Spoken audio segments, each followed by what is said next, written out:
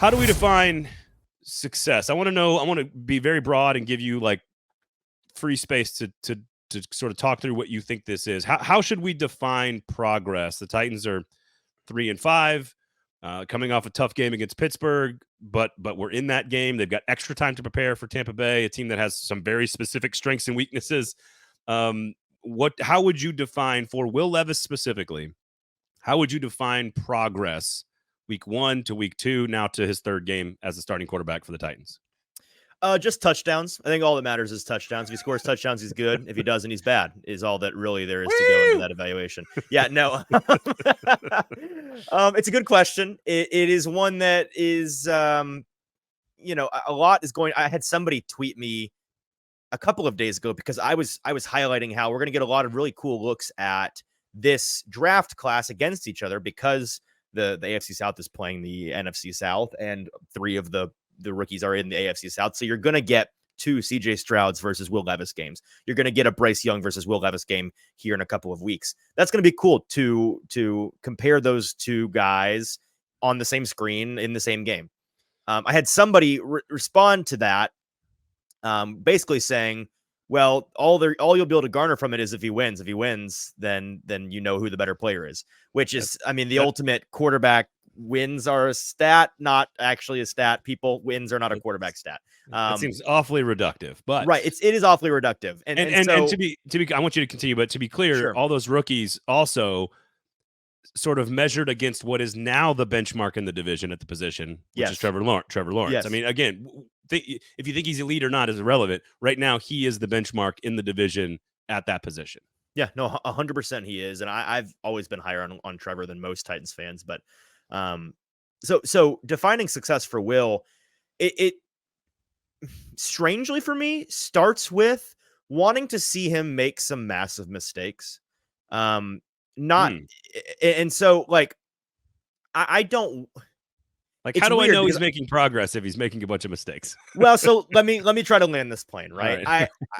I don't like when you're on the extremes of either end of the spectrum for a young or a rookie quarterback, where you put a guy like Brock Purdy on a San Francisco team, and he's got every weapon imaginable. He's got great protection. He's got incredible scheme, and he's able to really, if he wants to, just operate as the puppet of Kyle Shanahan and press the right buttons and just not make dramatic mistakes out of structure.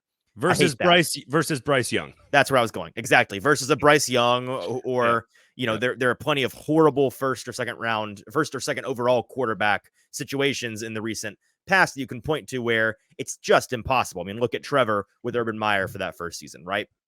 You hate that because, again, you can watch the tape and you can see the traits and whatnot, and like you can point and be that guy who's like the tape grinder and like the football nerd who you're like, actually, Bryce Young's been playing pretty well. And folks have been saying that, and a lot of fans, you look at the record and look at the numbers, are like, no, he hasn't. I hate both ends of that spectrum. So I think this Titans team is actually really well constructed to be mediocre and flawed enough. Hooray! for in a weird way, it's good news for Will Levis because he's going to be put in situations to win games. This Titans team absolutely can and will win some games the rest of the season. They may win a lot of games. If Will Levis is continuing to play at a really high level and is ultimately a better quarterback than Ryan Tannehill had been for the first 6 weeks, I don't think the playoffs are out of the realm of possibility for this team. Unlikely at this point. Sure, you got an uphill climb. You're 14th in the conference. You got to win some games and string together wins, and you got to win on the road first and foremost. But there's people don't realize this, and I didn't even realize this. There's only one team in the AFC with a worse record. Yeah, I mean, and part of that is because the AFC is a total cluster, and there are a ton of 3-5, 4-4, 5-3 teams. And that'll all most of the AFC South. Yeah, 100%, 100%. So that's why to land that plane, I want to see him make some mistakes. I want to see him have to play from down 2 touchdowns in the second half and see how he operates when, a less mature quarterback might press or make some decisions that are too aggressive. I want to see him try to make a comeback drive in the fourth quarter, which we saw on Thursday Night Football against the Steelers. I also want to see him operate from ahead. I I guess what I'm saying is I want him to be put in as many different case study situations as humanly possible so that he can get as much experience as possible to be primed for what is really what we're working towards here, the 2024 season. I think ultimately, like the really, really easy answer on how to define Will Levis is sort of tied to like the advanced metrics, probably. Yeah. And if you're going to be like yards per attempt and, DVOA, expect EPA. DVOA Yep. and, some of the more basic ones, completion percentage or quarterback rating, but like anything that sort of defines efficiency, Yeah. I think that's the easiest answer. But I think we can, anyone can say like, well, yeah, but if he goes 17 of 22 for 250 yards and 3 touchdowns, like obviously that's progress. We define that as progress. And to your point, like touchdowns, man, throw some fucking touchdowns. Like, yes, Score that the is points. that is progress. And we acknowledge that. But I think that the nuances of the game, which I think, frankly, to your point, which I think it takes some nuance to understand your point, which I agree with, which is let's see how many different types of situations he can experience to then be able to call on those experiences in the future when he's put back in those situations. Like, frankly, he should be better. This is how, again, this is where I think the more nuanced answer comes back because he has now experienced, to your exact point, he has now experienced 2 very different extremes. He's experienced a bunch of big play touchdowns and a win. And he's experienced a road game in which he was on his ass or about to be on his ass the entire game.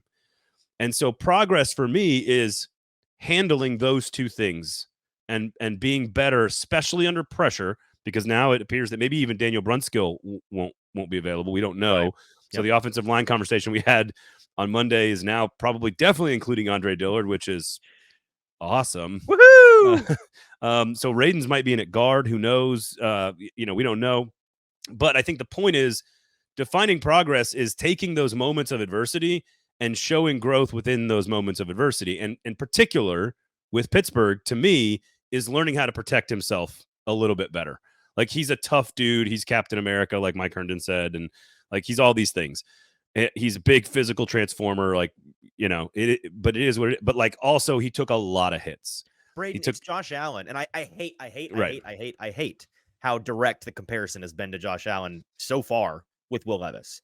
But that's what it is, right? Like the fact that they are very similar athletes, the fact that we were at first talking about how like, okay, the decision making, the mechanics, the footwork, like those need to be improved. He's got a cannon of an arm. He can push the ball down the field. Okay, now he comes in, he shows you that he's progressed in some things. And now, okay, he's a big guy and you respect the grit, you respect the balls on the guy, but you got to protect yourself better. Like it's step by step what we've talked about with Josh Allen in his career, which is a good thing, right? Because Josh Allen's a very good quarterback, but that's what it is. So there's something you can learn from right there, a guy that's ahead of you in that way. And I think while Josh Allen is probably the most fair and most apt comparison, in particular, because people had doubts about his college tape, and he wasn't the statistical production wasn't there at Wyoming. Completion percentage. I still think that while this is not meant to be a knock on Levis, this is more of I don't think there's any human on planet Earth that is the size and speed and strength of Josh Allen.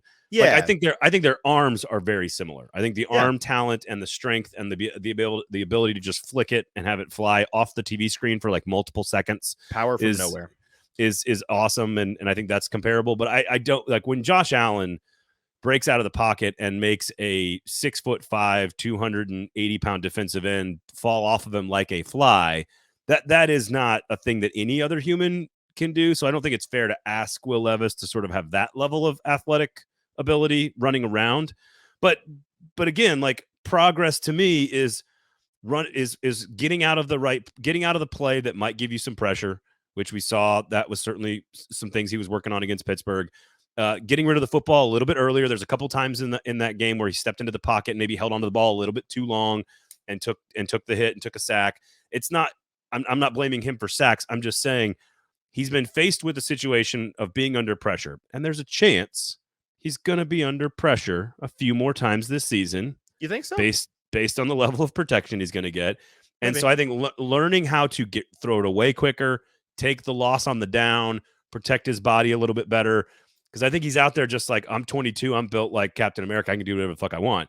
Yeah. And he plays like that, which is a good 24, thing. By the way, 24, whatever. He plays oldest quarterback in the division somehow. He plays like that, and that's a great thing you want, but it's a fine line. And so for me with progress, it's about like when you're under pressure, I would define progress as like just that split second quicker, better decision to protect your body and get the ball away. You know, I don't have as many problems about some of the decisions he made throwing the football. Like I know on that fourth down, taking the shot to Burks, it felt like that was probably the right read if you go back and rewatch it. The interception, I totally disagree. That's the one throw in that game I think it was a poor decision. I think that's just a rookie mistake. Okay, I mean, I'm just saying I'm under the impression that maybe to your point, and this is where you might be right, and I need to adjust what I'm saying, is that was the proper read within the confines of the offense and the defense. Maybe it's not the right decision in that moment. In a vacuum, it's a perfectly fine. In a vacuum, it's a perfectly fine decision to make. And we actually broke this down. Shameless plug in our Will Levis film session with James Foster, who is the best in town doing this. So you don't have to take my word for it. Take his word for it. We talked about this earlier this week. It in a vacuum is a fine decision to make, and that's a matchup he identified pre-snap. Knew he'd have the guy one-on-one. Wanted to give his guy a chance to go get the ball. Fine. Situationally, you have to know. It's fourth down. It's the end of the game. You may not get the ball back with a chance to score. You have to score.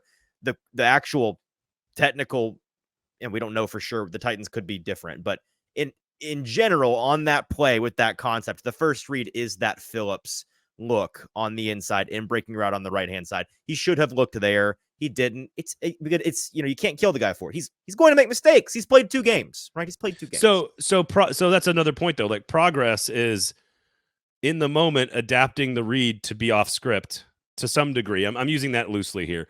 Right. But like but to match the situation, right? It's about matching the situation. Football. Yep. And so when you on a fourth down read that maybe is correct based on like your scientific execution of the read, but you have to process it faster and move to something else. That's the same thing as knowing exactly where the blitz is coming from pre-snap and being prepared to throw the ball right at where the blitz is coming from, shifting your protection to see where the mismatch is on the defensive line and shift your protection pre-snap and then understanding. And again, like he's shown flashes of this where like a guy's on his ankles, he can just flick it down the field. Like that's an incredible skill.